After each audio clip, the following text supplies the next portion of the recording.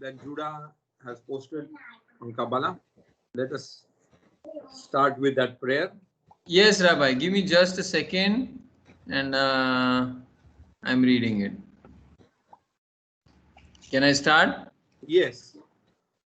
May it be your will, God, my God, and the God of my ancestors, that you guide my eyes with the light of your Torah and save me from stumbling and making mistakes. For God gives wisdom, and from God's mouth comes knowledge and understanding. Amen. Amen. Let's see. If I pin this, what happens? Nothing much. Okay. Parashat Vayetse. Can everybody hear me clearly? Yes. Yes, Rabbi. Yes. You can, sometimes you are a little faint, but more or less we can hear you. So whenever I get faint, please do inform me. So I know that. When you said inform me was very clear. Maybe it's the microphone or you're close. I'm not sure, but sometimes it is absolutely clear, but there are times when it becomes feeble. Is it? So now, or maybe I'll just use my headphones and that will sort that issue, you know. Okay. Good idea. Okay. Is that better? This is a little better. Yes. Okay. Thank you. I'll just use one of those because I really find it difficult to speak when my ears are plugged in, but that's okay. Great. Parashat Vayetse.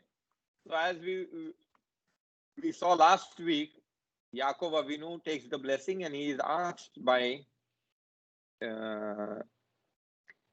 Yitzchak blesses him basically with the beracha of Abraham Avinu and asks him to go to Haran. So from there, our parasha starts. So let's look at the summary quickly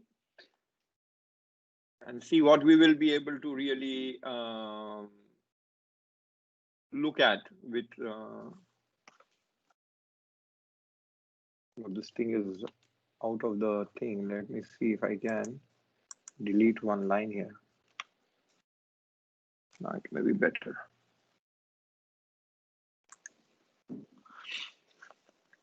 Yaakov is fleeing to Haran.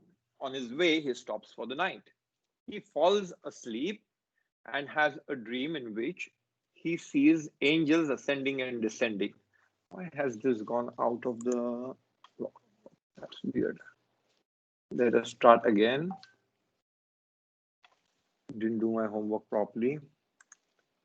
No. Sorry about that, fellows.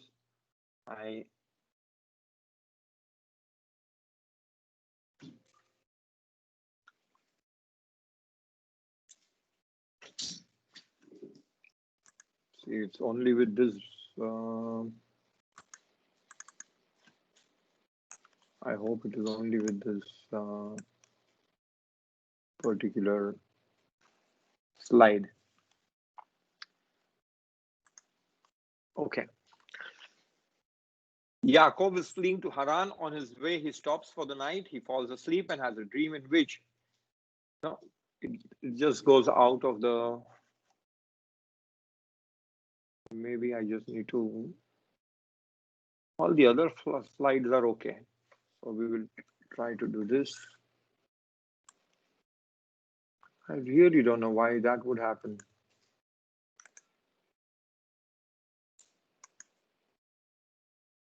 The next slide looks okay. This first slide, it goes out of the border. Anyway, we'll make it a little small and... Rabbi, you see those 8 dots? Those that is out of the screen, not this screen. Go to the one before you get into slideshow. Yeah. Now I can still see the slideshow. Now I know. Okay. Yeah, we're done. Okay. Better. Yaakov Okay. is fleeing to Haran. On his way, he stops for the night. He falls asleep and has a dream in which he sees angels ascending and descending on a ladder. God appears to Yaakov and repeats the blessings should be given to Abraham and Yitzchak. God promises to protect Yaakov and return him home in Canaan. Yaakov promises that he will worship God. That is the first Aliyah. The famous Nevuah, prophecy of the ladder at Beth El. He arrives in Haran, that's second Aliyah I'm reading. He arrives in Haran and meets his cousin Rachel at the community well and is welcomed by his uncle Lavan.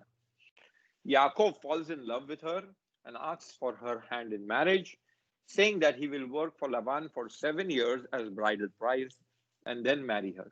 Lavan agrees. However, after 7 years of labor, Laban tricks Yaakov, and on the wedding night, Leah, his older daughter, is substituted for Rachel.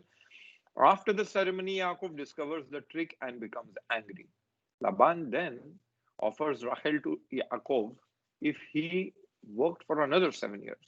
Yaakov agrees. Leah gives birth to Reuven, Shimon, Levi, and Yehuda. Rachel remains childless and gives Bilhah, her handmaid, to Yaakov, who gives birth to Dan and Naphtali. Leah gives her maid Zilpah to Yaakov, and she gives birth to Gad and Asher. That's Aliyah, third Aliyah. Leah further gives birth to Issachar and Zebulun and a daughter Dinah. Rachel finally gives birth to Yosef. Yaakov approaches Lavan and asks him to allow him to return to his home in Canaan, but Lavan negotiates a salary for continued service. Yaakov chooses as his wage the newborn animals distinguished by their different colors that are a part of Laban's herd of goats and sheep. In spite of Lavan trying to trick him, Yaakov is blessed with a fortune in sheep and cattle. After a further 6 years of working for Lavan, he recognizes that Lavan and his household were jealous of him, and on receiving a prophecy from God, he decides with Rachel and Leah to flee from Lavan. While Lavan is out of his house, his entire household flees. Rachel steals her father's idols, and Lavan follows them, but is warned by God that he can't take revenge for the theft. He questions Yaakov, who, while confronting Lavan for his years of duplicity, promises him that whoever stole the idols would not stay alive. The idols are not found, and Yaakov and Lavan make a peace pact. Seventh Aliyah is again gone missing, so let us delete one line over here. Maybe that will help. Yaakov and Lavan separate, and Yaakov arrives at the border of Canaan and encounters angels. So this basically is our parasha for this week, Parashat Vayetze. Now, I would like to focus basically on the same ideas that we were discussing last week. I would like to take your attention to some very interesting things and focus on some very specific ideas in the whole parasha. We won't go through the whole parasha. It would be too lengthy. Okay, so let's begin. Yaakov left Beersheba and set for Haran. We know this piece of information. Yitzchak was in Beersheba, and Haran is where Lavan, or rather Rivka's household stays. He came upon a certain place and stopped there. The sun had set. Taking one of the stones of that place, he put it under his head and lay down in that place. Now, if I would bring your attention, everybody remembers this midrash that we are taught that there were 12 stones and he took 12 stones together and they became one, right? But that's a midrash. So we need to separate what is in the Torah with the midrash. Sometimes we mix it up and then we really don't know what is what. So if I ask you to search in the Torah, where is that 12 stone story? There is no such story.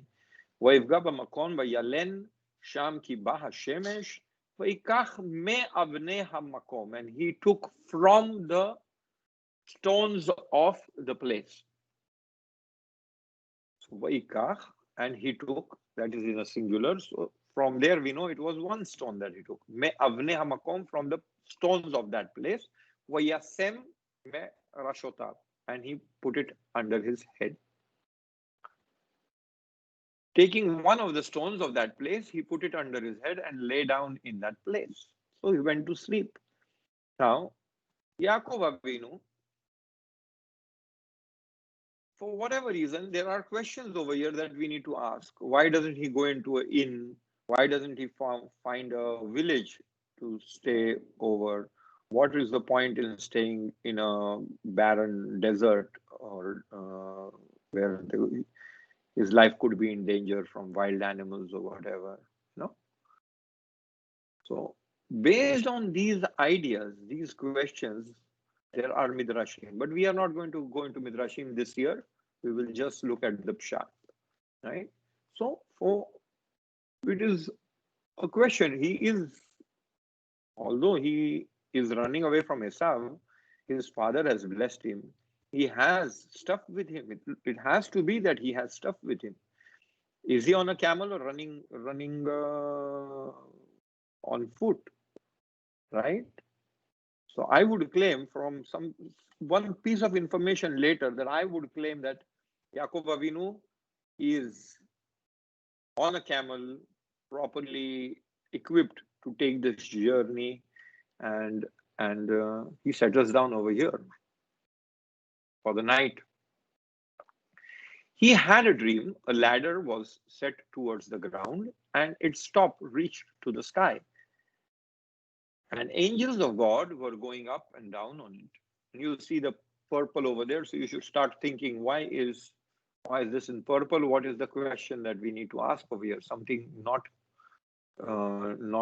something amiss, something not.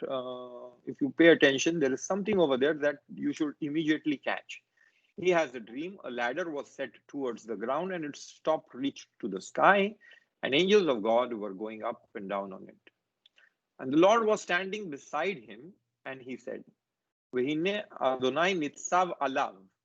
So what is alav? That is a question. Hashem nitzav, alav is nitzav. He is asleep, right? Yaakov Avinu is dreaming this dream. So he is asleep and he sees this ladder. So on him and beside him is beside the ladder or beside Yaakov. That is a different commentaries try to understand it differently. So where was the Hashem that he saw?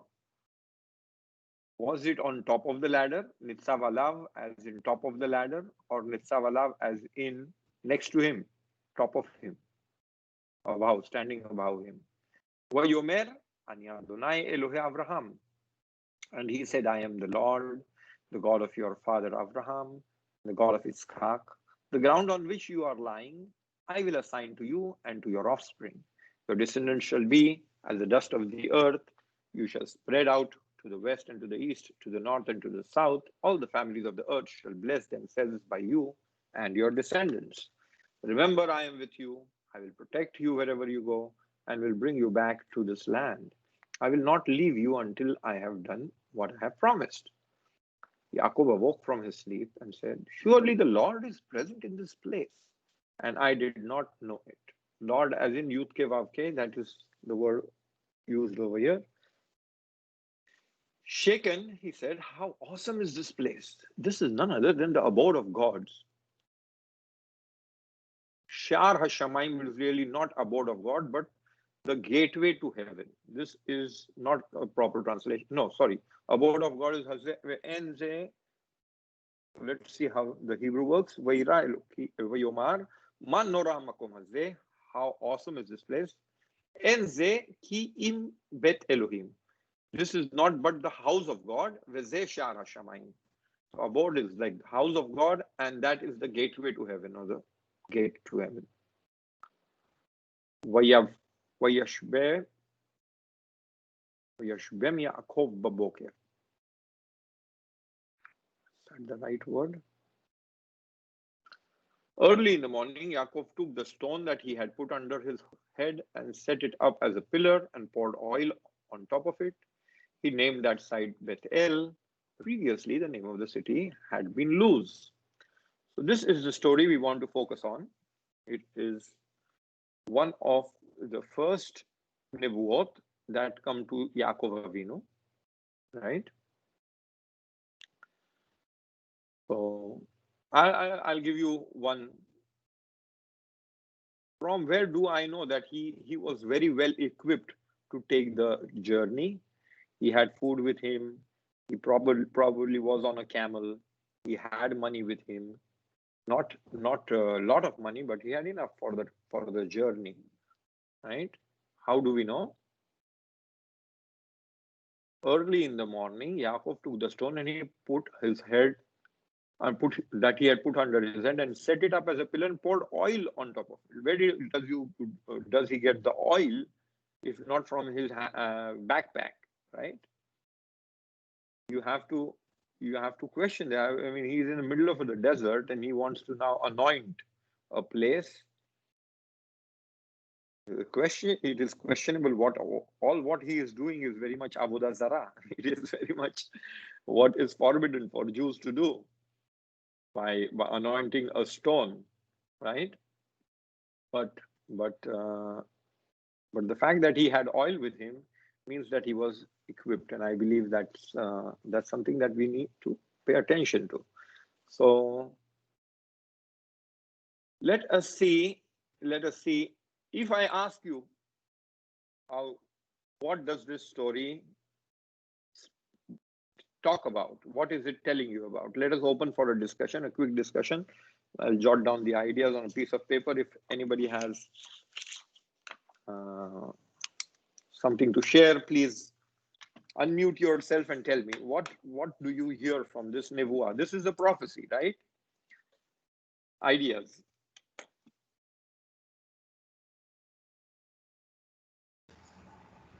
Friends can please feel free to unmute and share your thoughts and remarks.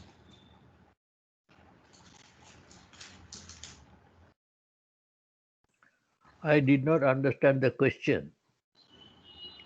From the story that we just read, Uncle, I am asking what this is a nevuah. Nevuah is a piece of information coming to Yaakov. No doubt that the nevuah is directly telling him that you are blessed, right? Yes. But apart from that, is there something over here that we want to understand? What is there between the lines, if there is anything between the lines? No doubt he is directly blessed by God over there. But that happens later. That happens over here. I have not even about the ladder. Yes, about the ladder. Ladder मध्ये anybody wants to ask anything first and foremost. No one has question. No one has question. Wondering why does this happen only in his sleep? Why not while he is awake? The sleep is a dream. Sleeping is a dream. That is not. But the ladder is there. The ladder मध्ये काय दाखवते माहिती आहे काय? The angels are going up and then coming down. The angels, those who were with Jacob, are going, and the angels of the God coming down to save the Jacob on his journey. That is the thing in this story, Very nice. So we are already moved into a midrash now. I will now unpack what Uncle is saying. Uncle is saying that you know what, there are angels going up and there are angels coming down. So what really happening is Yaakov's angels are going up and God's angels are coming down, right? Now, for you to interpret that, there is an unconscious read over there that you need to ask. What is it that you are asking?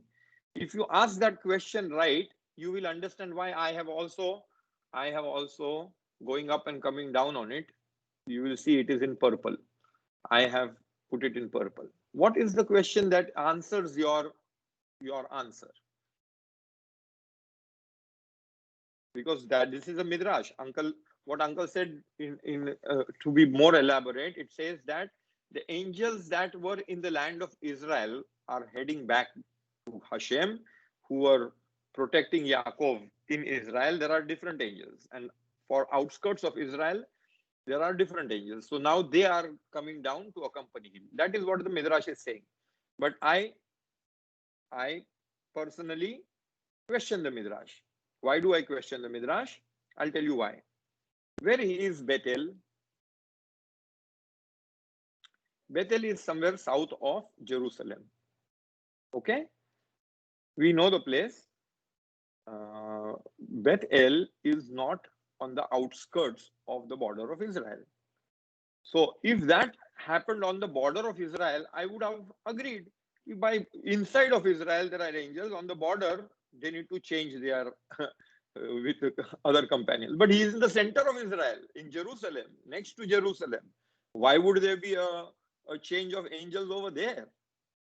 Okay, that is to question the midrash that uncle suggested.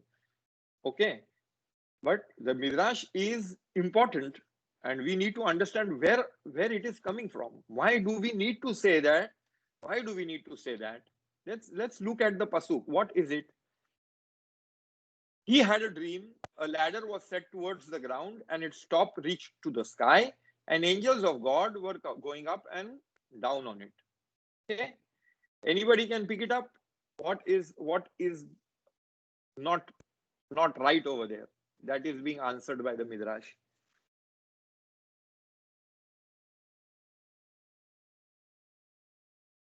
Ascending and then descending.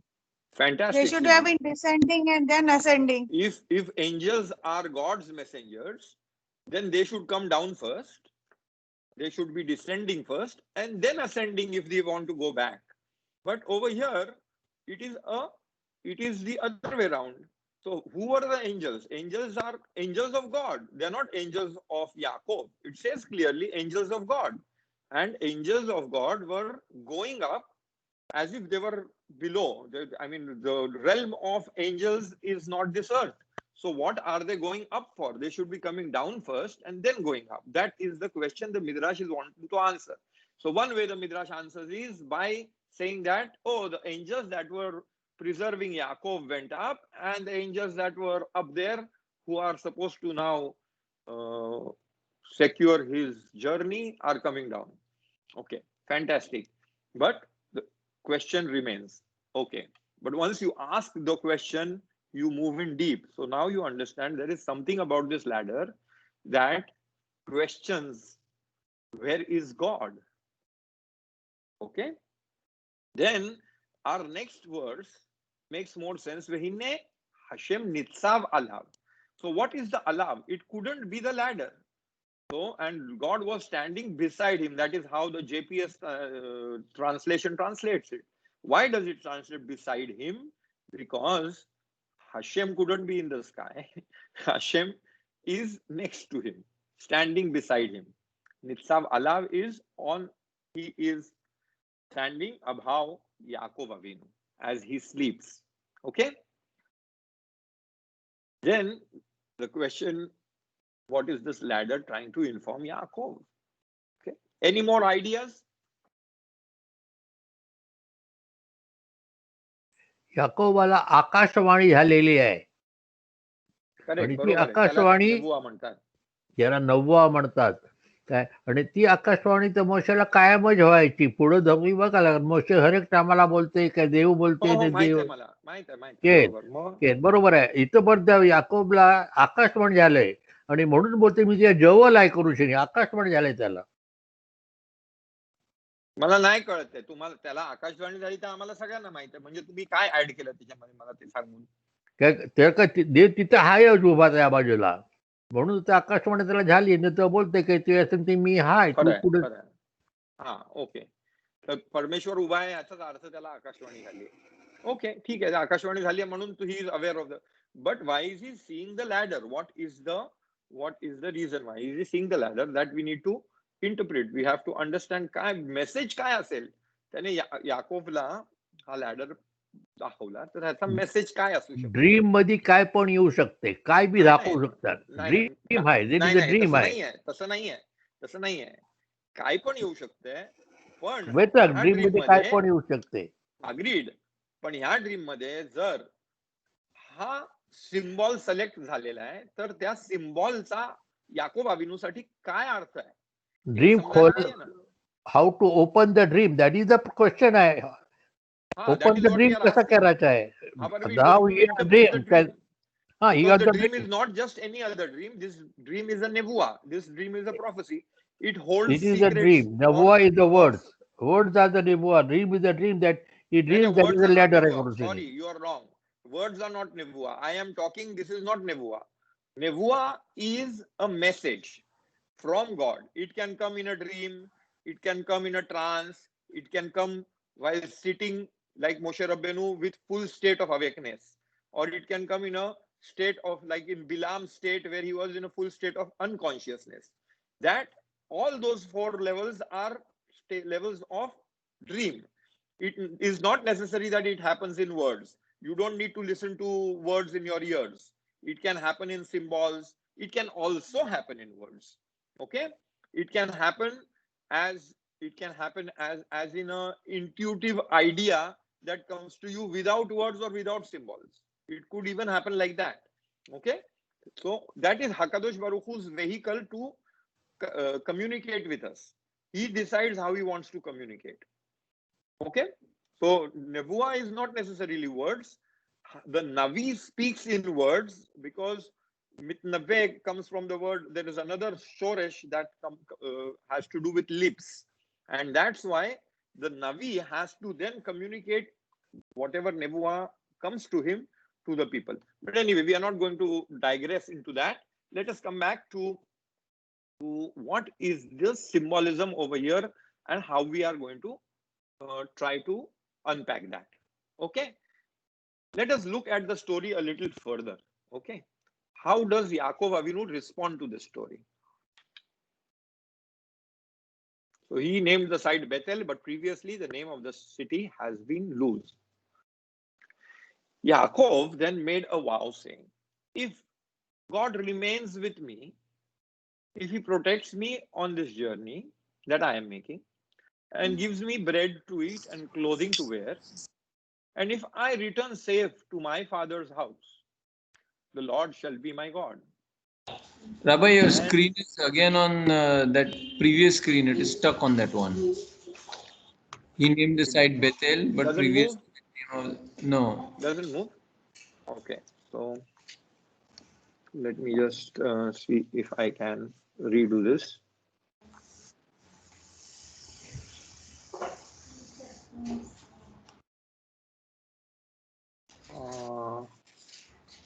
So it's okay to just listen to you, but it will be a little better if we can. No. We will take care of this. I believe we will be able to. Where is the Teams app? Here it is. No, this is something else. Did I just lose it?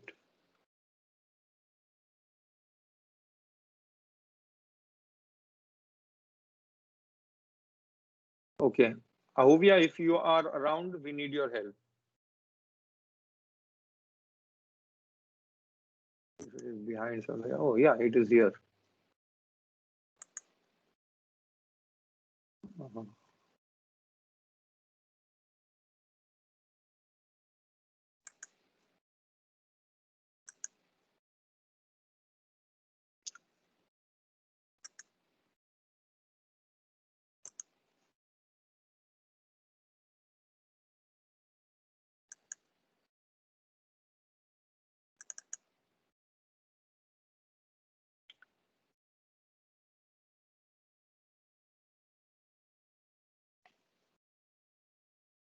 How come it never works for me, huh, Nisim? Even after doing it every day. She does the same thing, but with me it doesn't come up. That is weird, huh? Let us see. Would it help now? Ahuvia, are you listening? She's not following us today. Let me get Odaya. 1 second.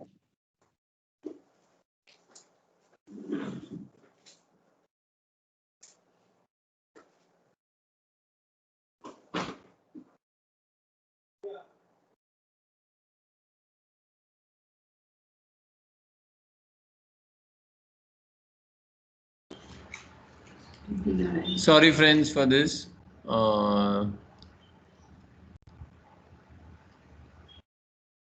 Till the rabbi comes, let me ask, लेआ and राखेलच्या लग्नामध्ये किती वर्षाचा फरक आहे? 1 आठवड्याचा ना? 14 वर्ष त्यांनी हा. हे केला, पण त्याला लगेच लगेच लग्न करून दिला होता आणि मग 14 वर्ष एक त्यांनी 7 आठवड्यात. वर्ष भरत बसला. 1 वीकचा आहे बरं. 1 वीकच्या exactly.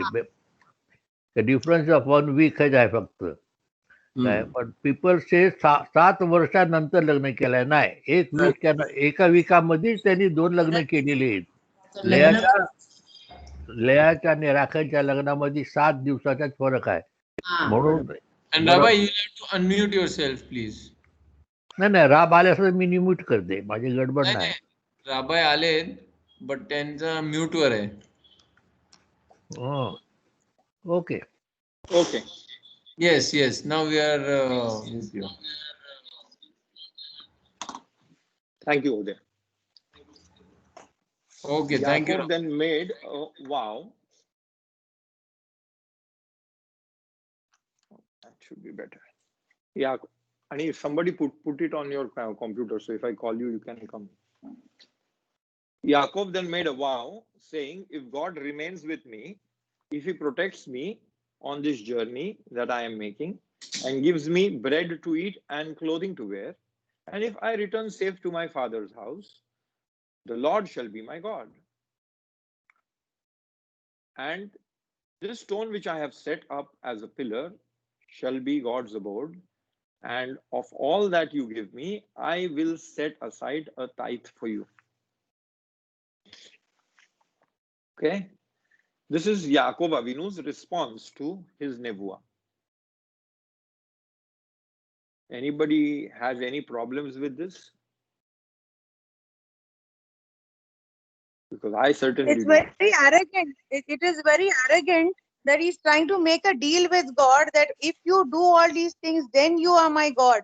Whereas all the other forefathers, they said, Henneni, here I am, here I am.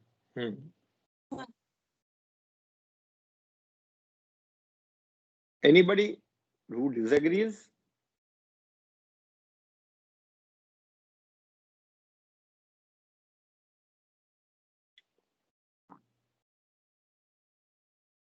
Everybody agrees, no? It looks like that. What do you mean by saying, if I return safe to my father's house, you shall be my God? What if that nevuah doesn't happen? I won't worship you. You are not my God. How can Yaakov Avinu even think like that, you know?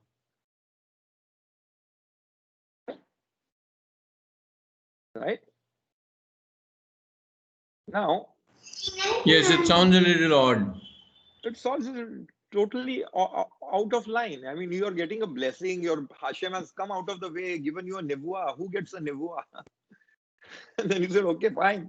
If you keep your word, I'll make you my God. Otherwise what? Right?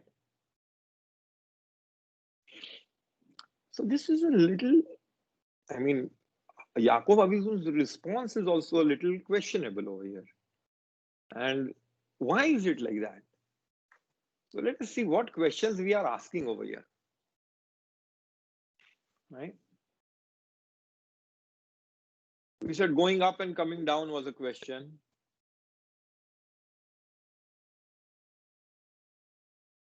And Yaakov Avinu's arrogant take on it, that if you keep your word, right?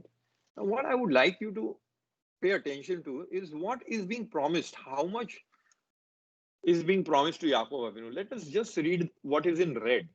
That is what will give us an idea of what is being promised to him. So we will get to know the value of the arrogance that Yaakov Avinu is having. And the Lord was standing beside him and he said, I am the Lord, the God of your father, Abraham, Yaakov, Abraham, Isaac, and Abraham, God of Abraham and God of Isaac.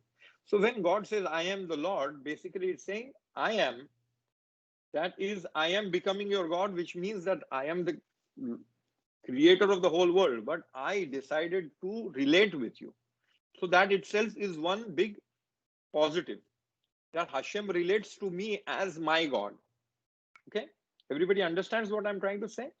That Hashem is saying that, okay, I am the creator of the whole world, but I would like to be related to you. I would like to be your personal God. With the whole world, I use angels, I use nature, I use whatever I do. With you, I am the Lord. The ground on which you are lying, I will assign to you and to your offspring. So this is the second blessing, that the land of Israel will be given to Yaakov Avinu.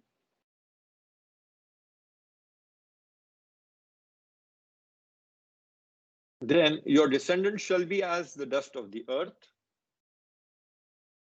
progeny.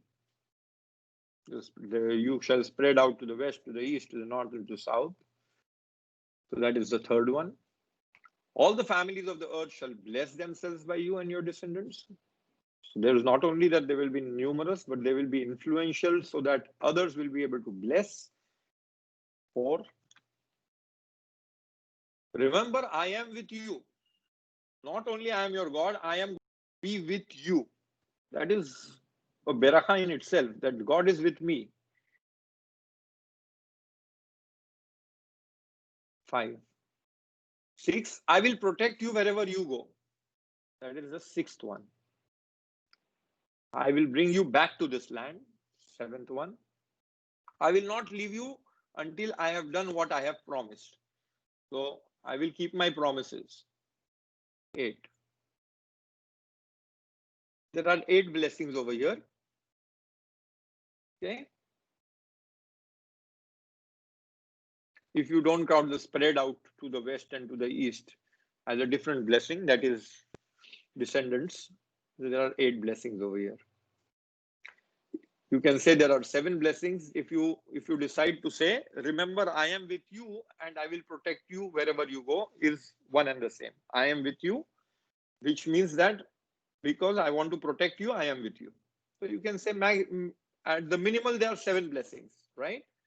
Now we come back to Yaakov Avinu and see what he is basically dilly-dallying with HaKadosh Baruch Hu. If God remains with me, I am with you, right? And protects me, right? On this journey that I am making, gives me bread to eat and clothing to wear, which is nowhere mentioned in the earlier blessing. So he adds to that, you have to give me food and you have to give me clothes. But basically, you will take care of me, right? If I return safe to my father, so I'll bring you back. That was one of the blessings. The Lord shall be my God. Then you will be my man. So out of the 7 blessings, if you take care of the 2, that is to remain with me and return me back to Israel, and he adds 2 more,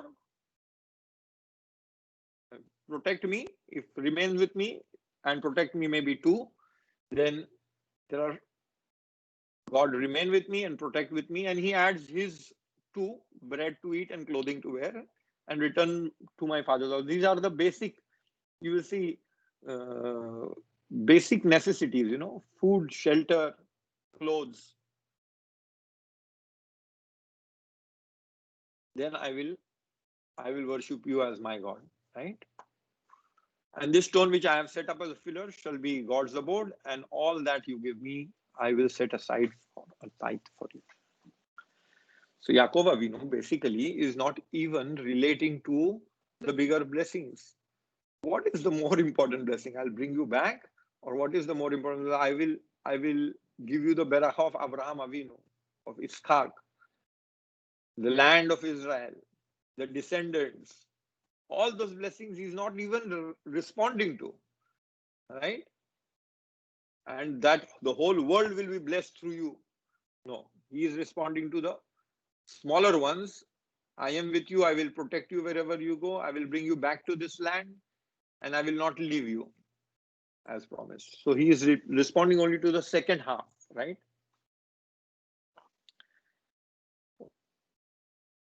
Maybe from here we get an idea why is it that he is making this deal, sort of a deal. Maybe. Let us look at the bigger picture. A ladder. Does it remind you of any other Torah story? A ladder that goes to the skies.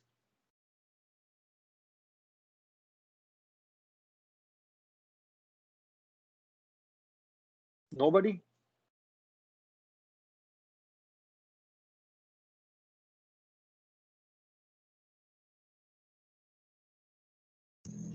Tower of Babel.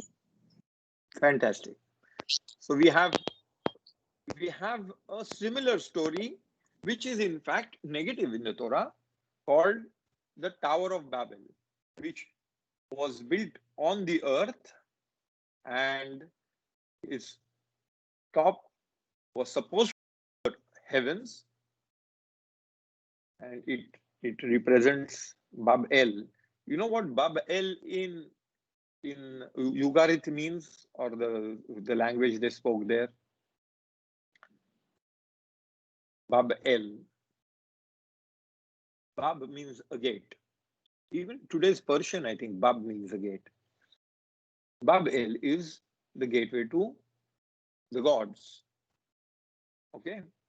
So this is really a play on that story also. Because what did they want to do? They wanted to reach the skies. What did they want to make? They wanted to make their city the center, the house of gods, because that's where the entry point to Bab, the gateway to heaven, is. So, in contrast, on one hand, in the bigger picture, we see there is this play, sort of underplay, right? The Torah wants to bring to our notice, and certainly to Yaakov Avinu's notice, there is some relationship with this symbolism and what happens in Babel or in Mesopotamia. Where is Yaakov Avinu heading? East. He is going towards Mesopotamia. He is going into a culture that is full of this thing, that it is God's city and it is the origin of civilization. You have heard all these ideas. The origin of civilization was in Tigris and Euphrates. They thought that was the cradle of civilization. That is where all religions came from. It is utter nonsense, but that is what they thought, right? So the Torah is telling Yaakov Avinu, who is heading towards that, first of all, really, that is not how it works. The tower to Shamaim is not there. The tower to Shamaim is over here, and it is a ladder, and it is a gateway to heaven. That is what he realizes, that this is the gateway to heaven. So what is it that he is realizing? Let me take you straight to the last part of our parasha, the lines in red, the last two lines which are in red. Again, the thing is not working for you, no? It didn't change over there. I don't know what is wrong. Let's see. Iridio, I need your help again.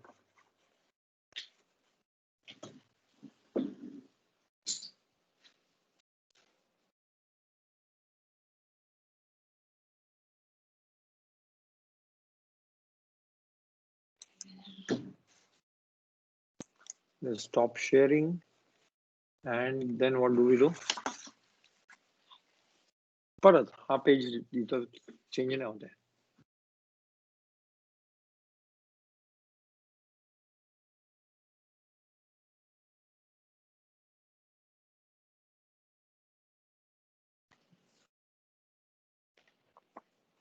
Okay. So the last two lines of this slide, hide kar.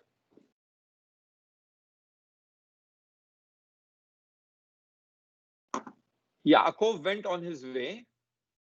Let's read the third last line. Early in the morning, Laban kissed his sons and daughters and bade them goodbye. Then Laban left for his journey homewards. Yaakov went on his way, and angels of God encountered him. When he saw them, Yaakov said, "This is God's camp." So he named that place Machanaim. This is the end of our parasha. So our parasha begins with angels and ends with angels. Parasha begins with Yaakov Avinu exiting, or rather about to exit, the land of Israel and having a prophecy of the ladder, and coming back into Eretz Israel, where he is not having a prophecy of the ladder, but he has basically encountered angels.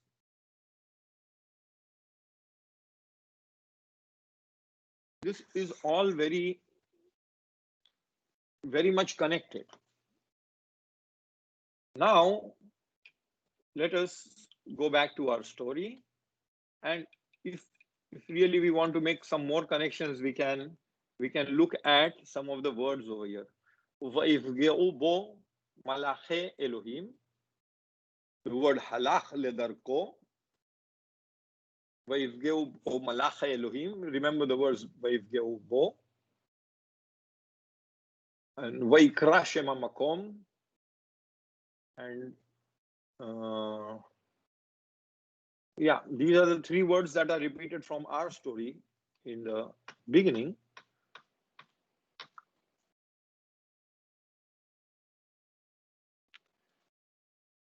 You see, Vayivga b'makom, and then the first, that is the first line, he came upon a certain place. And Malache Elohim, I don't need to say, Vehinne Malache Elohim, Olim veyordim bo. Right? Then Vaikra Shem HaMakom, and he called that place, that is over here, Vaikra et Shem HaMakom, the last line, Vaikra et Shem HaMakom.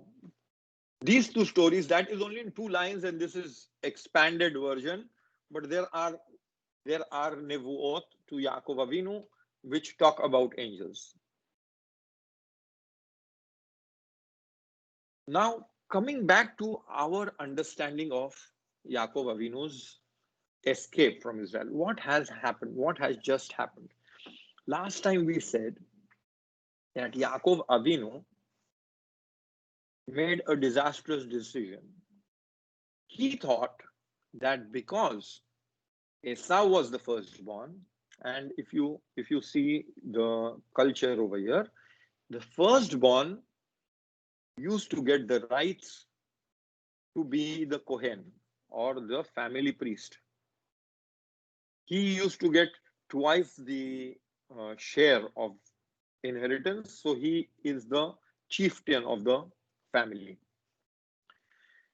All that is the culture around. We have not yet started Judaism, right? This is the culture of the Mesopotamian people. Yaakov Avinu understands that this is the culture over here and recognizes that the birthright is what is important. That's why he thinks, so does his mother, that Yitzchak is going to give the blessing of Abraham to Esau.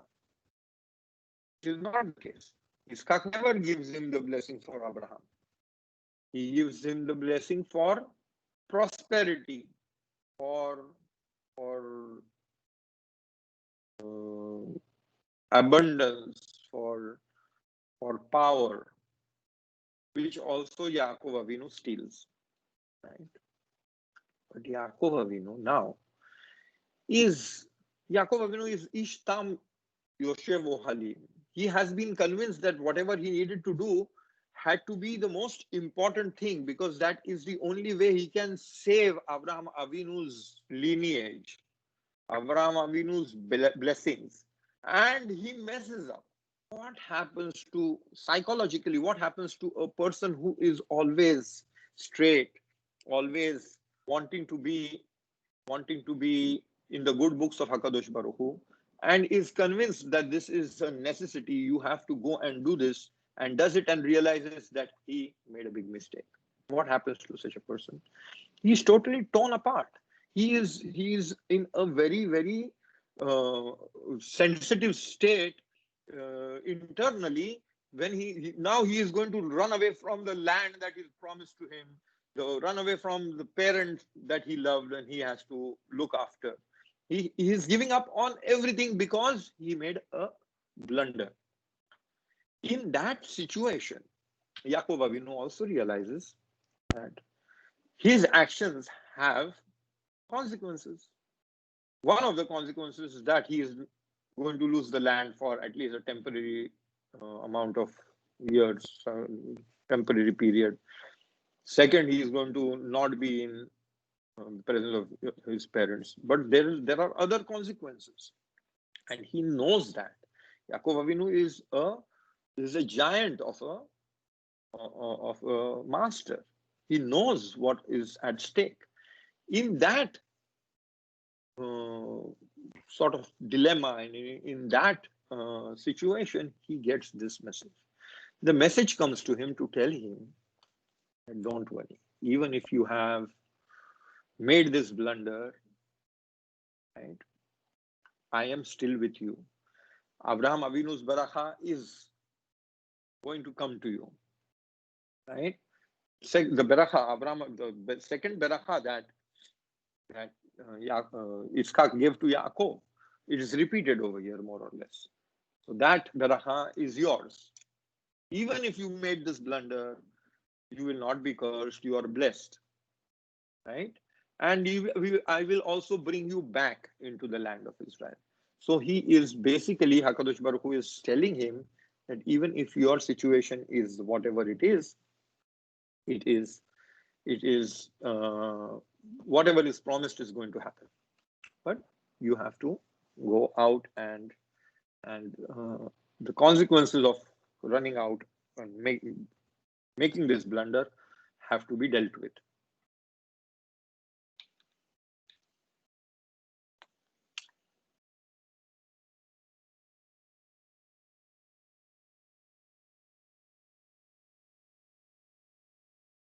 Second thing, we said that there is a straight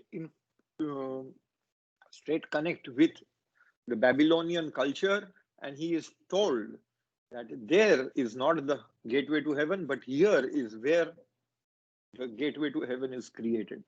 Here it is that you will be able to communicate with God. Okay, this is where Hashem has decided, but he may think that if he leaves this place now, he may not be in touch with God. So Hashem says, no, I will be with you. Still have nevuah wherever you are going. You will be in my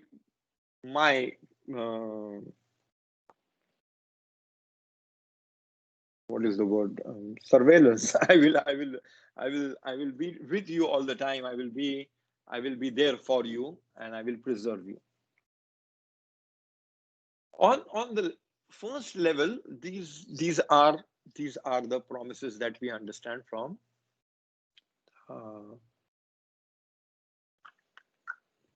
the story. So what has the ladder to do with this? Even without the ladder, HaKadosh Baruch Hu would have been able to tell him this. Maybe the ladder has to do with Babel, but he recognized that God is there, not because of the ladder, because of God who was over there. That's why he said this place is awesome. What has the ladder to do with anything? So over here, he is informed of how,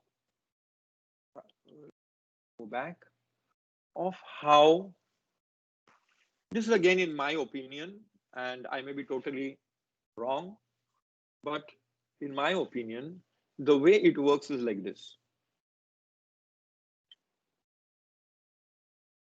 And I would like you to look at the Hebrew for a second over here. So,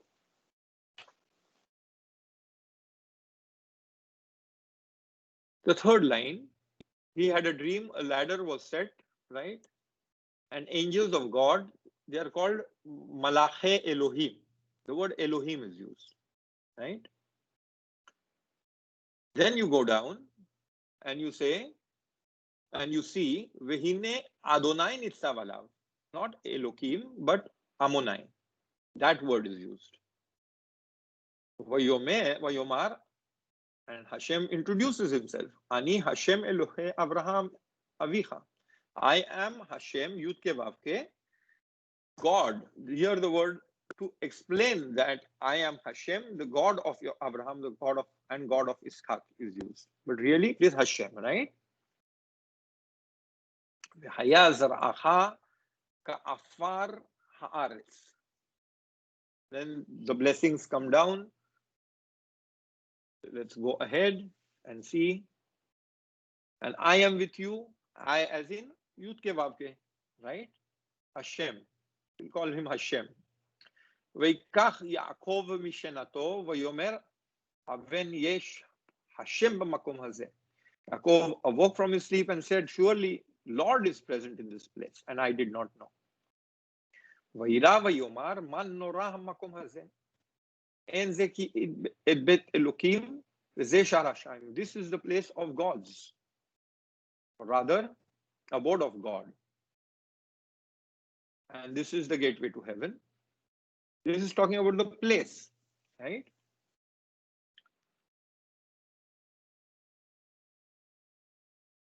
Then he took the stone and he anointed it. Vaikra Shem Makom Bet El.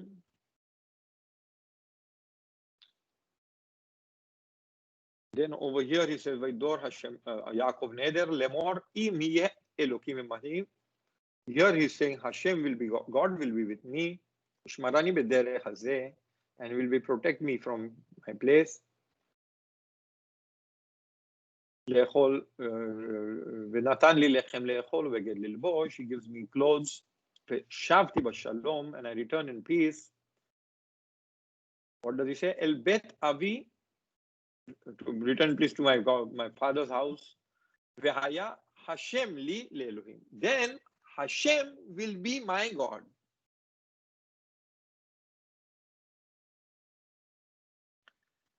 So if for a second you understand it like this, there are two ways that Hashem responds and is relating to the world. Yeah, Hashem is relating to the world as Elohim, as the God of justice, as the God of consequences, as the God who sees to it that there is equilibrium in this world. That is Hashem. So Yaakov Avinu now knows that because of his blunder of stealing and cheating, he is now relating to divinity in the form of Elohim. Elohim is the side of HaKadosh Baruch Hu, which is justice, which is now going to give him back whatever he has done. There is going to be consequences. It is going to come back to him, and he knows that. Hashem sends him a message and he says, this is a ladder. If you understand the message of this ladder, then, and we will still reveal in a minute what could be those messages, then I will relate to you not as Hashem, but as Yud Ke Vav Ke, which is the merciful side of God. And Yaakov Avinu is saying, then Yud Ke Vav Ke, that is the merciful aspect of HaKadosh Baruch Hu, is going to be my God. So he is not being arrogant. He is not being whatever we think, because we don't understand what is happening over there. We think Hashem and Elohim are intermingled. It's not like that.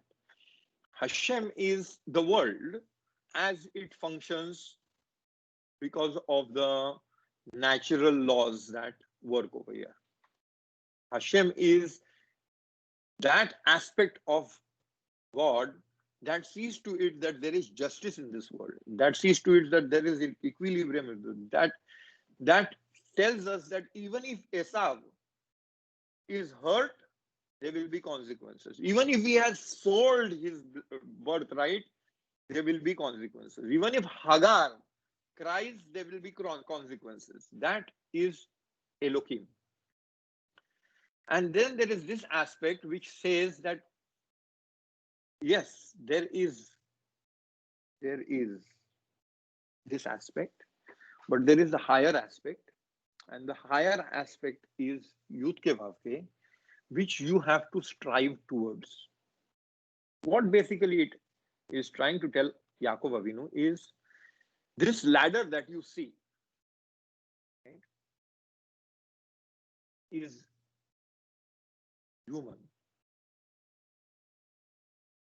Humanity is created as a ladder.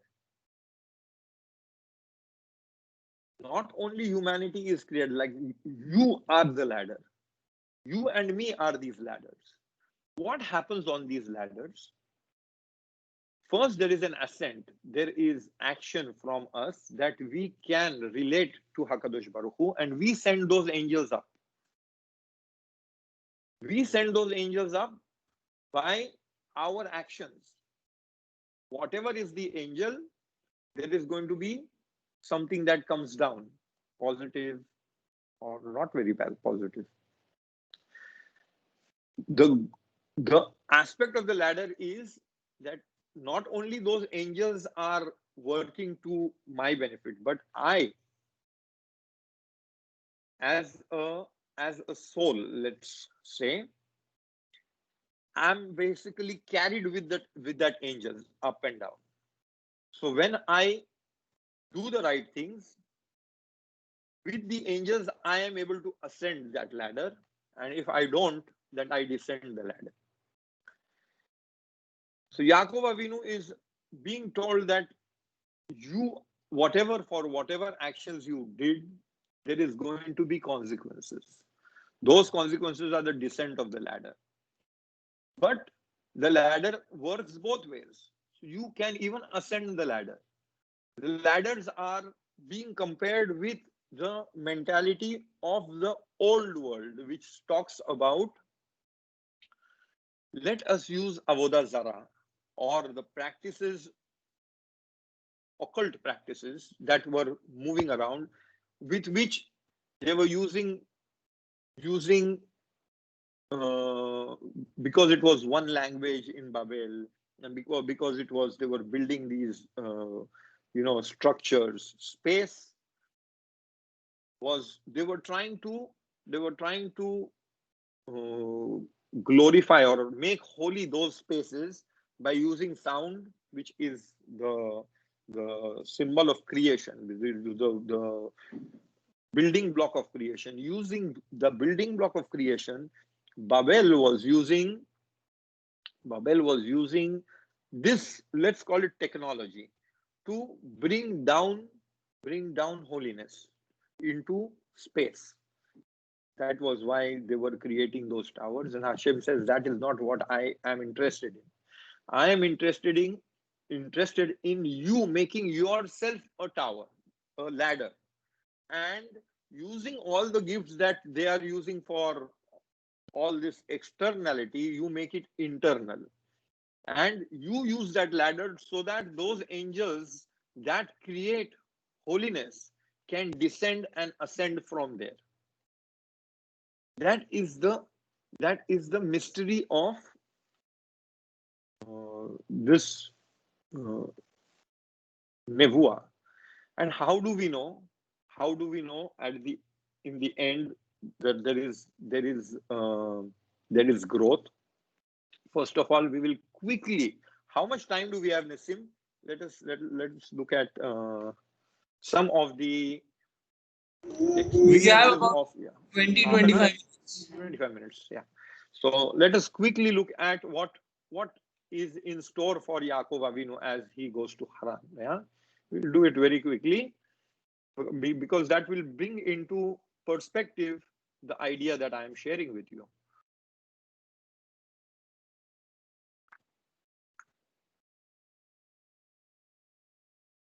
Okay.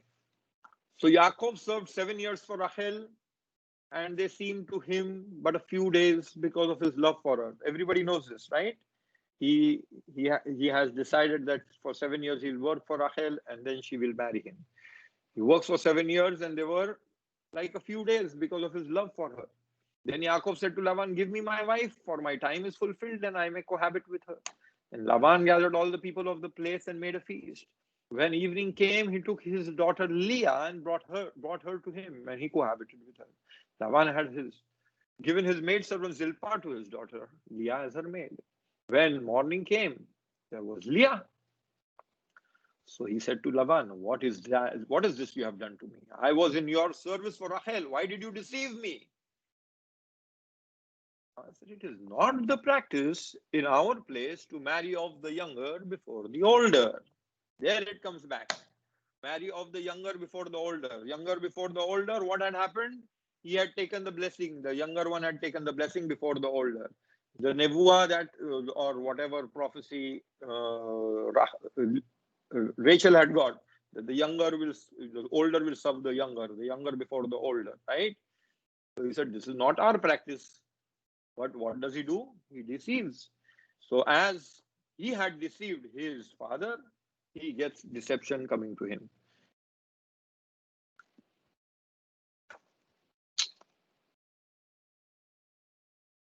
What is happening in his family?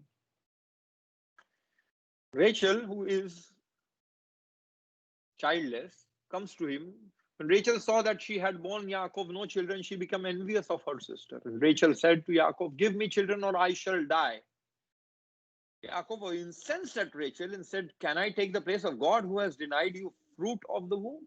Now, this is a very difficult thing to understand. Yaakov Avinu, I mean, be a little sensitive to your wife. She hasn't had children. How can you be incensed? How can you be angry about it? You have to shower love on her. You have to, no, but he was angry because why?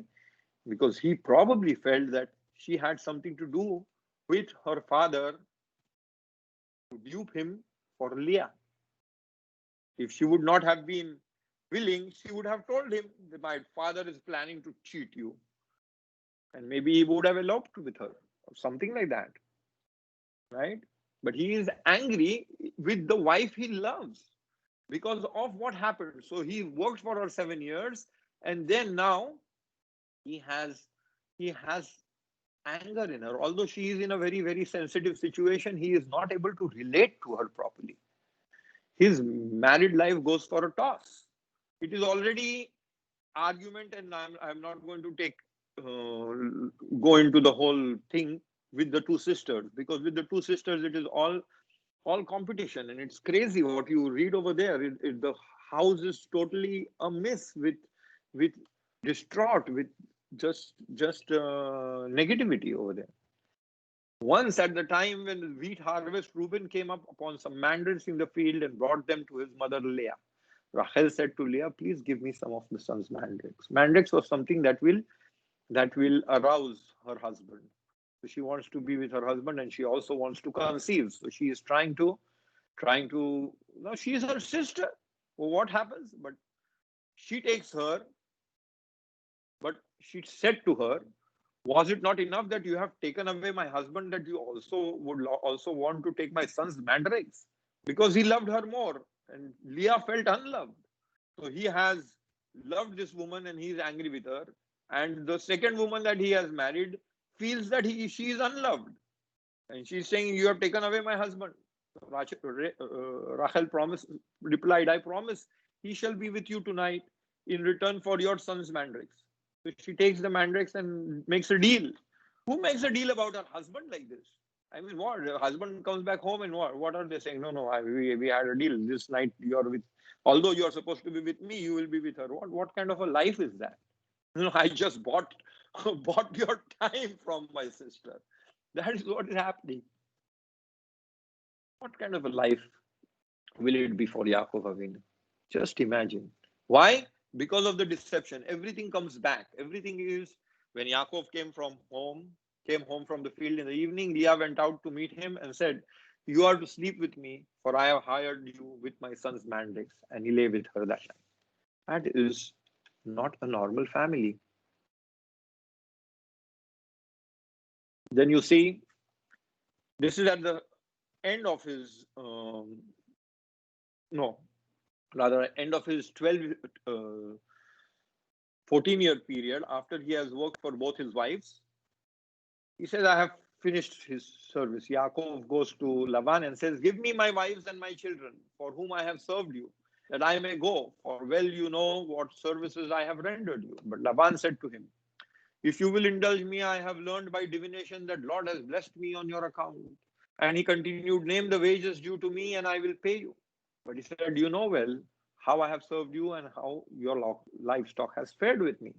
For the little you had before I came has grown too much, since the Lord has blessed you wherever I turned. And now, when shall I make provision for my own household? He said, how I have to plan for myself. He said, what shall be your pay price? What shall I pay you? And Yaakov said, pay me nothing. If you will do this thing for me, I will again pasture and keep your flocks. So Yaakov Avinu is convinced, doesn't head back when he needs to.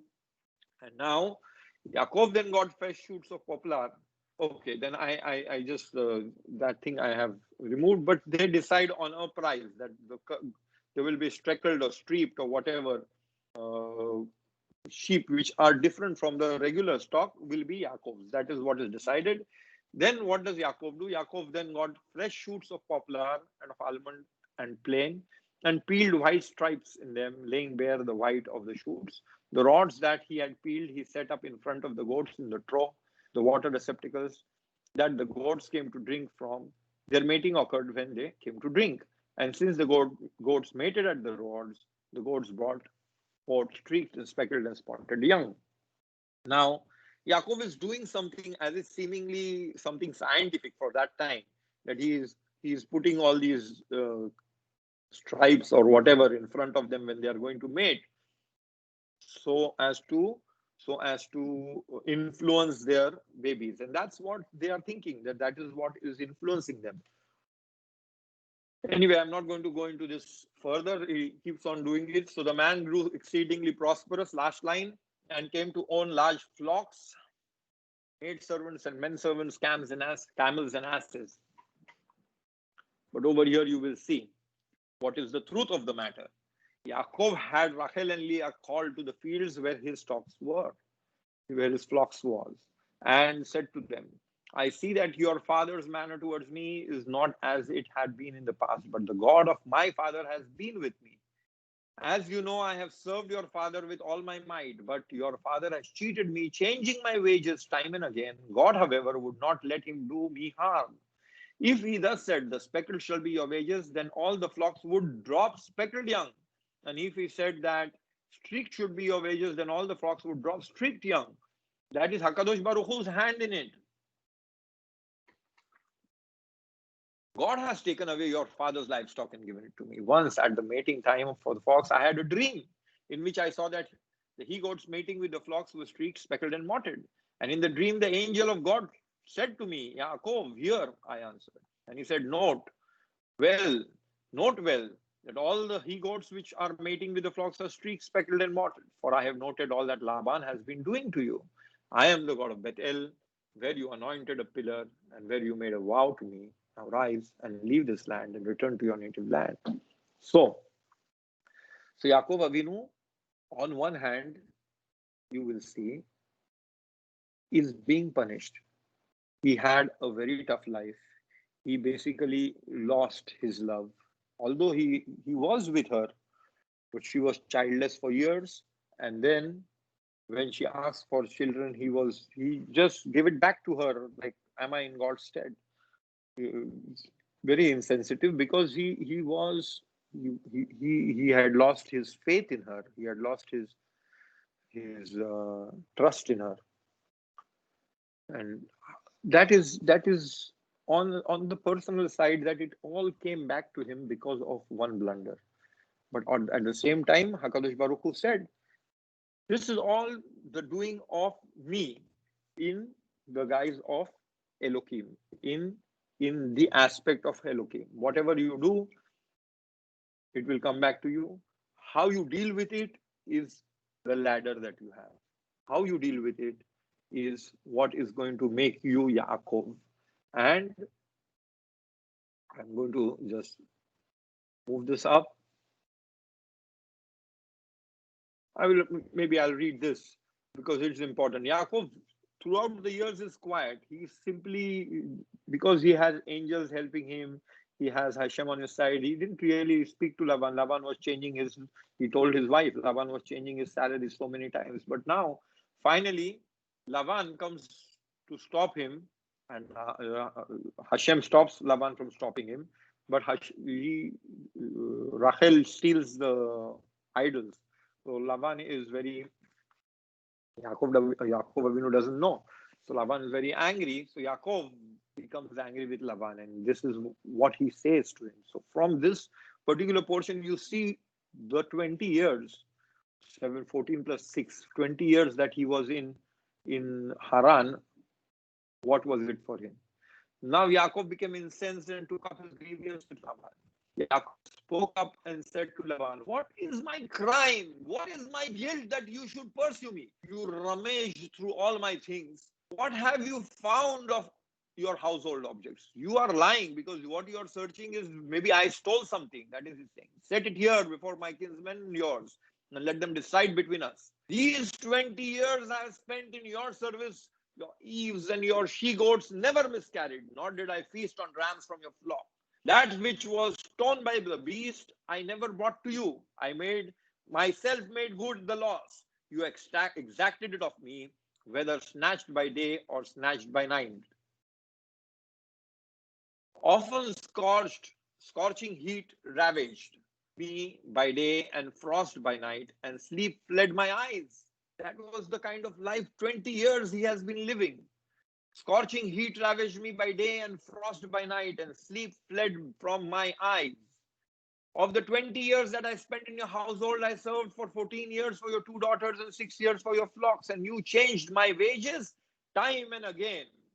Had not the God of my father, the God of Abraham and fear of Isaac, been with me, you would have sent me away empty-handed. But God took notice of my plight and the toil of my hands, and he gave judgment last night. Then Laban spoke up and said to Yaakov, "The daughters are my daughters, the children are my children, and the flocks are my flocks. All that you see is mine. Yet what can I do now about my daughters or the children they have born?"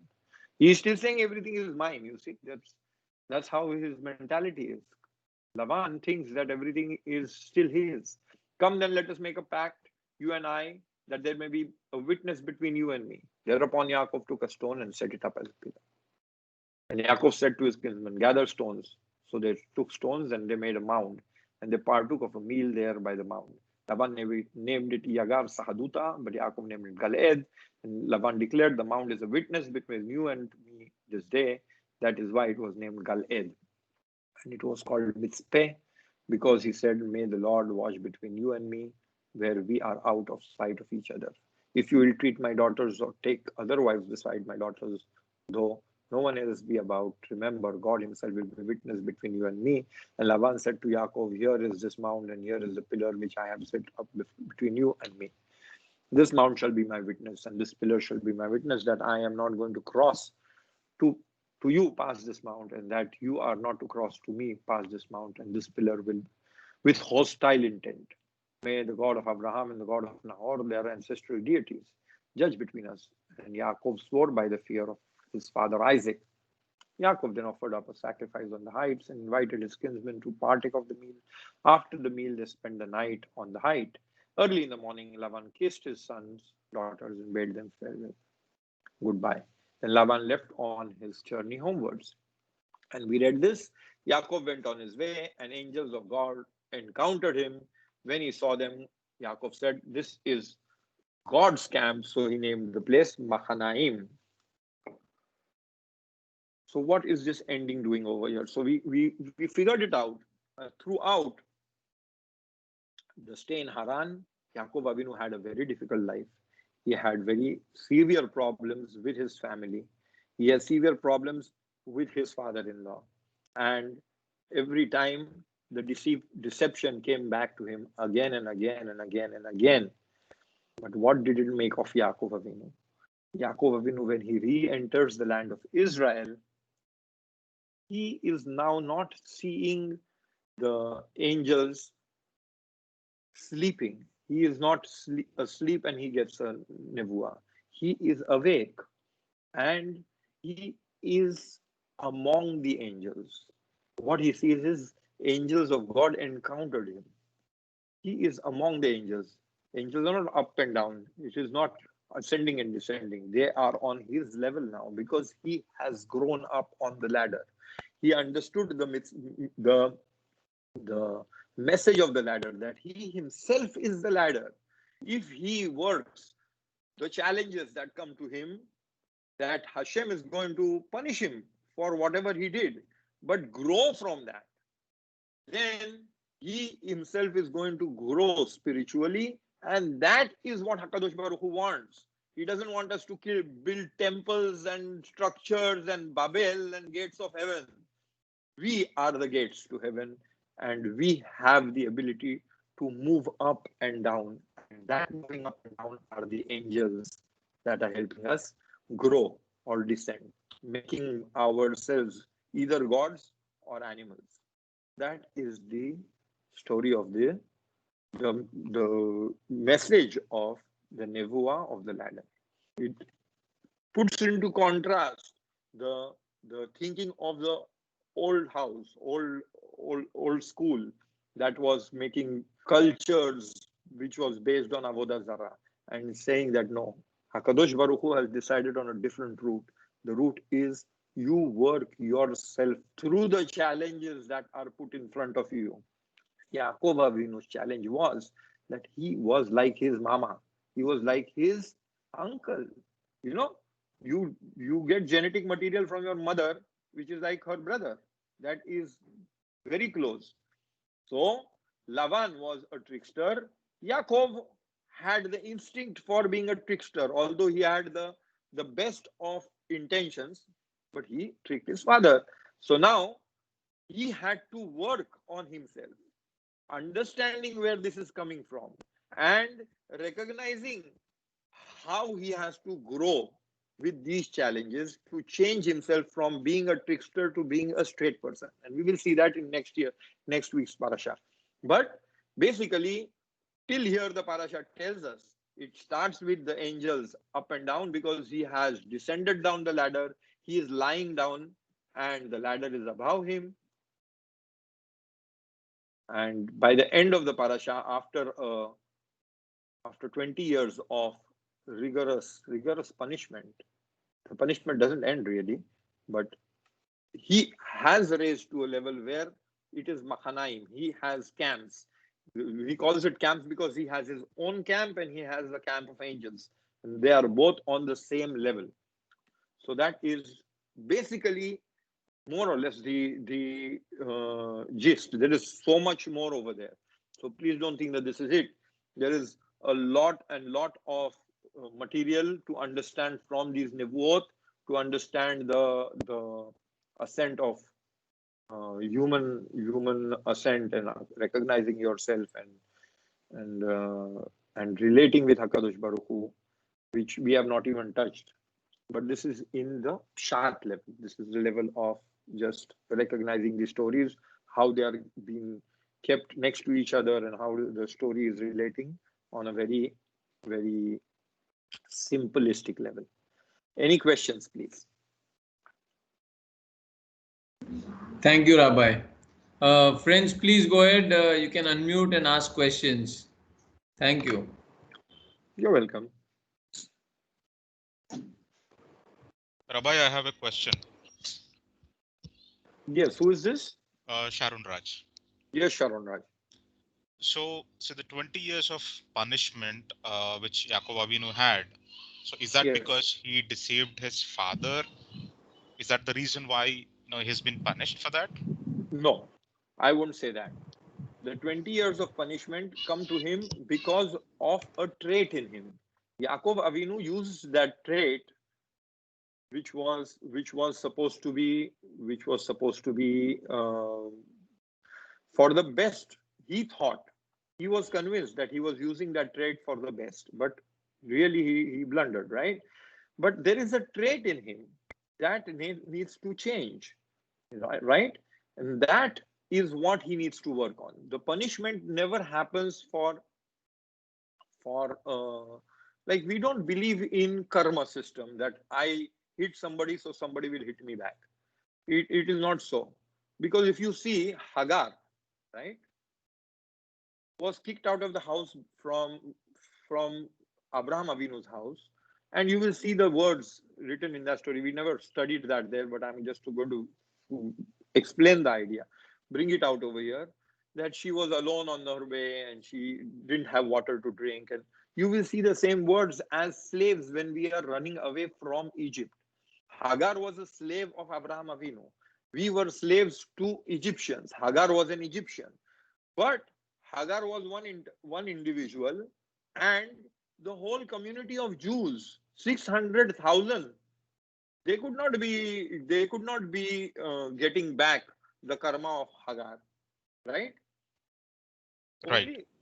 So it doesn't make sense to say that because of one action there is going to be punishment. That doesn't work. How it works out is that particular strain or that particular challenges are there in our family, right? I am prone to treat my slaves harshly. That could happen because I got my genes from Sarah Imeno, right? Then the whole community has these traits, and the whole community has to work on this. The traits are there so that they will work on it. They are material so that they can grow from it. They are challenges so that we will be able to make the tikkun, to change our nature, right? So that is where the work is. It is not that he is getting punished for what he did, because Yaakov Avinu, Iskak Avinu didn't held it against him. He gave him the blessing, but the trait which was in Yaakov, he was shown in a mirror all the time. So it came back to him so that he will be able to change it inside. That is how I think it works. Right. Got it, Rabbi. Thank you. Any other questions? Here's the Tower of Babel. Yes, uncle. Tower of Babel, Tower of confused.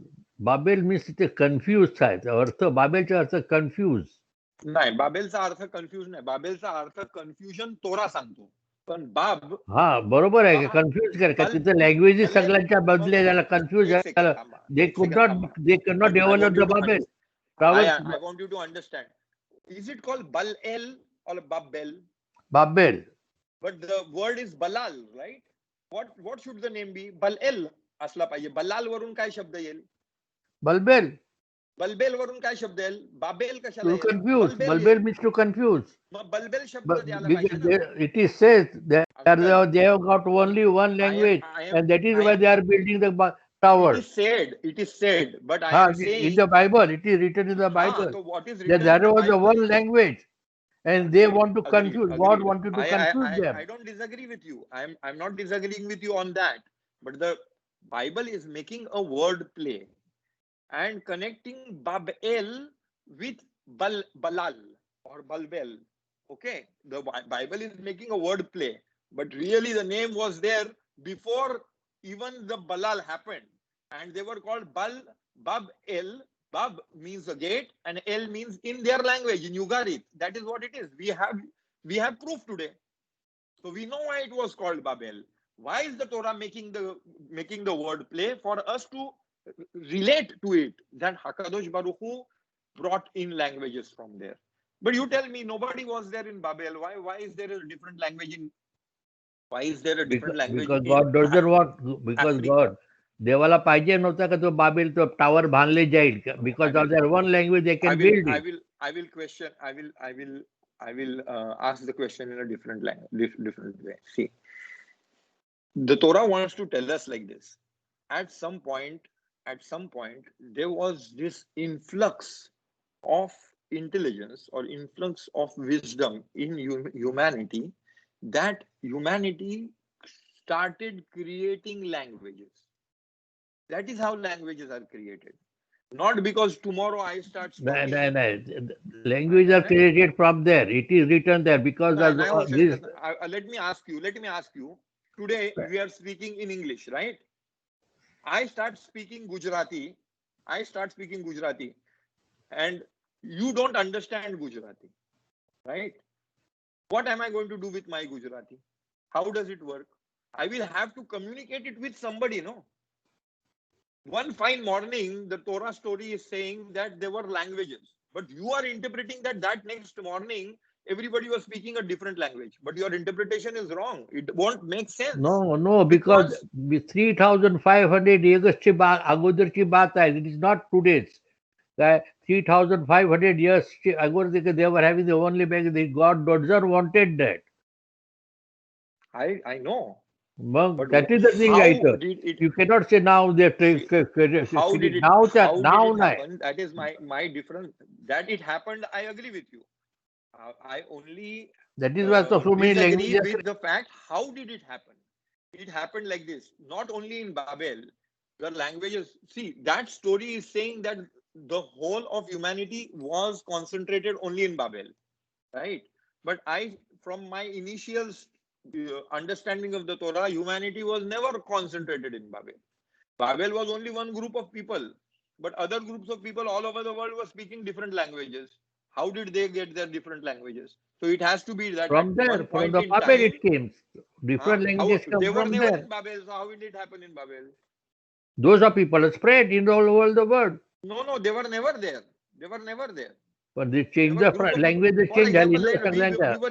We were in India. Does Indian community ever? India has a history of at least 12 to 15,000 years. When were they in Babel? The story of Babel is sometime about 4,000 years ago. Now you are talking about India within 4,000 years ago. I am asking you 4,000 years ago, which Indian was in Babel? Which Indian was in Babel? There was nobody in Babel. They had a Sanskrit language, different. They didn't write the language, but they had a language.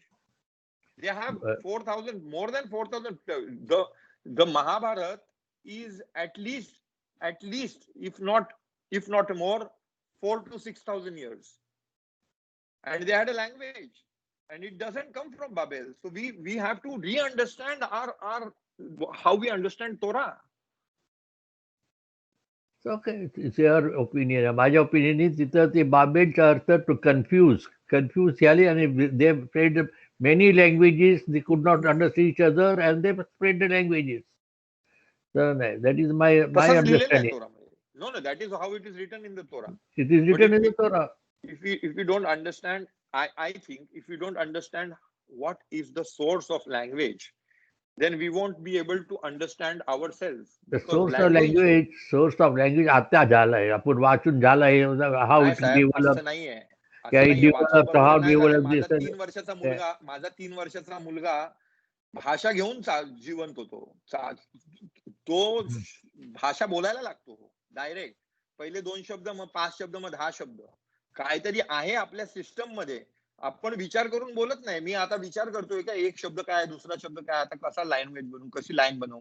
मी मराठीमध्ये असा विचार करतच नाही. आपोआप येत आहे.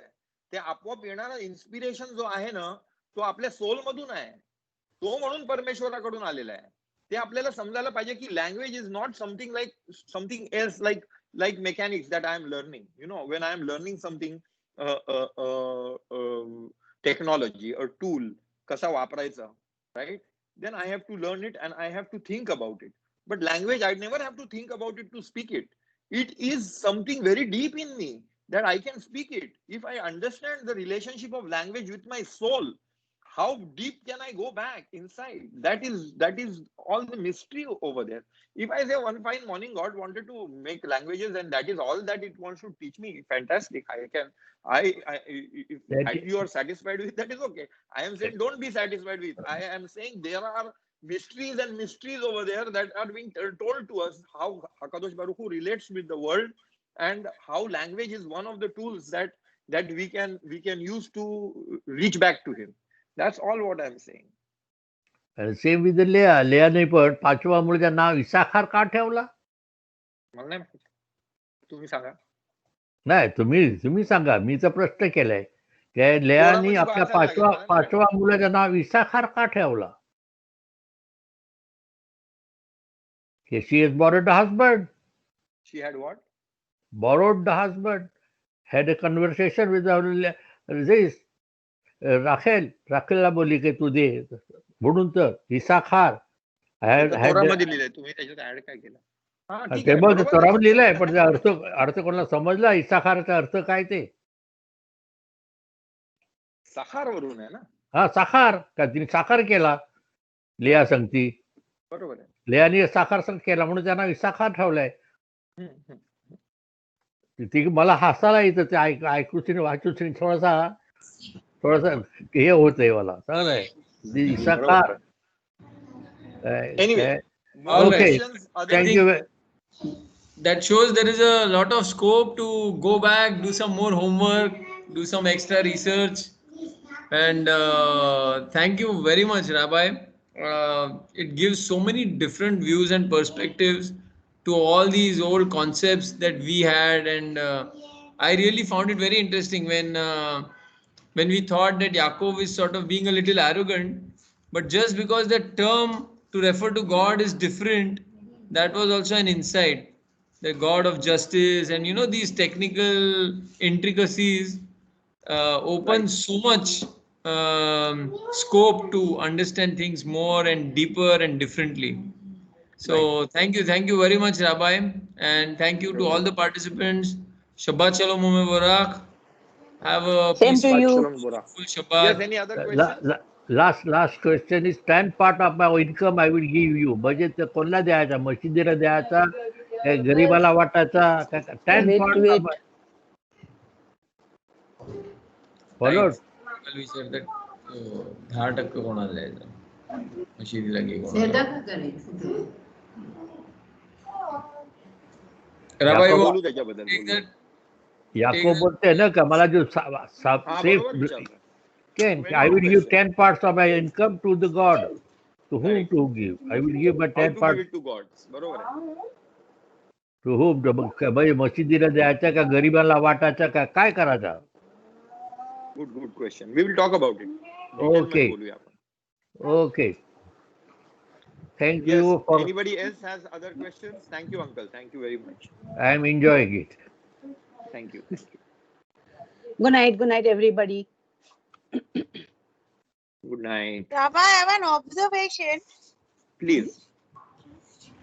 Yeah, that Jacob had a habit of like asking for his brother's share. So that means he wanted him to give his inheritance to him.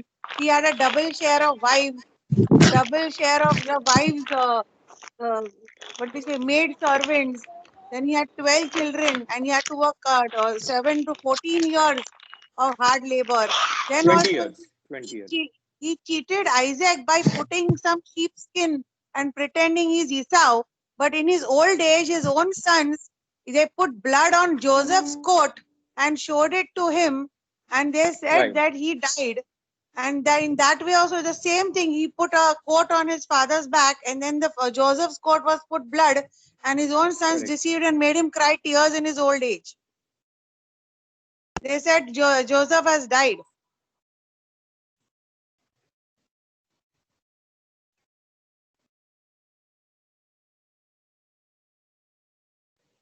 Back with Yosef, the other stories also that unfortunately were very, very. I mean, Yaakov Avinu had a lot of pain. Yes, Tragic. it keeps coming back. Yes. याकोबाला 12 मुलं तर एसालाही 12 मुलं. Twins आहेत ना. याकोब आणि एसाव twins. तर याकोबाला 12 मुलं आहेत, तर एसावलाही 12 मुलं आहेत. राईट, बरोबर आहे. बरोबर आहे. So thank you very much. I am enjoying all the time. Foolish questions असतात माझे. Questions are foolish. Okay. Okay. नाही सिली नाही, सगळे चांगले क्वेश्चन आहेत तुमचे. It gives us ability to. But तुमचे कोणते क्वेश्चन फुल क्लास घेण्यासारखे असतात, ते त्यांना मी उत्तर देऊ नाही शकतो. पण आपण ओव्हर द पिरियड त्या क्लासेस मध्ये ते डिस्कस होणार. Okay. All right, all right. Thank you all very much and appreciate all the effort, Rabbi. Thanks. You're welcome. I am enjoying the most, I think. आणि या संडेला एक सकाळी event आहे फूड अँड कल्चर पण इस्रायलसाठी जरा लवकर होईल मला वाटते 11 वाजता इंडियाचा टाइम आहे so I share the link Leora Peres Pejarkar is going to lead it so hope to see you all there 7:30 AM Israel time Thank you. This संडेला Sure. संडेला 7:30 वाजता सकाळी.